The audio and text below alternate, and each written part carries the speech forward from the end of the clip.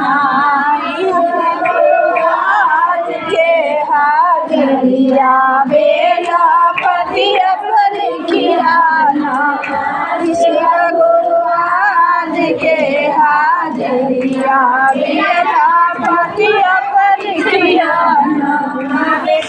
के लिखिया बतोइयो के लिखिया बेटाओ के लिखिया बतोइयो के लिखिया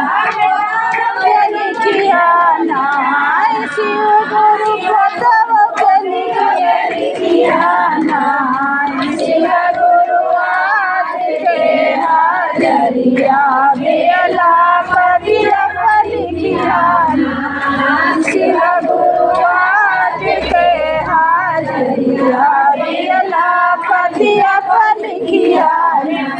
लिखिया बनव के लिखिया बेटिया के लिखिया बनव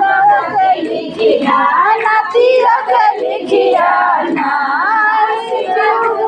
नैया के लिखिया शिव गुरु आज के हाजरिया बेला पतिया पर लिखिया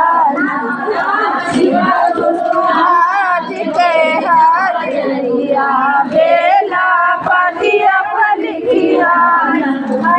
के लिखिया भजाइयो के लिखिया भाइयों के लिखिया भजाइयो के लिखिया भतीजा के लिखिया शिव गुरु भतीजा के लिखिया शिव गुरु आज के हाजरिया बेला पतिया पर लिखिया शिव गुरु आज के हाजरिया बेला पतिया पर लिखिया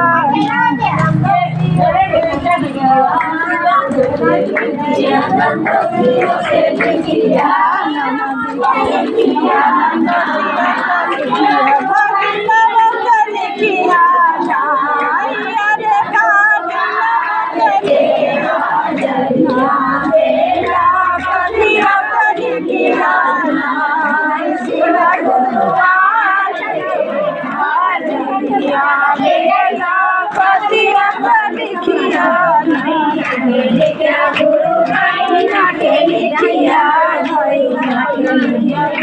भाईना के लिखिया लिखिया सब बालक के लिखिया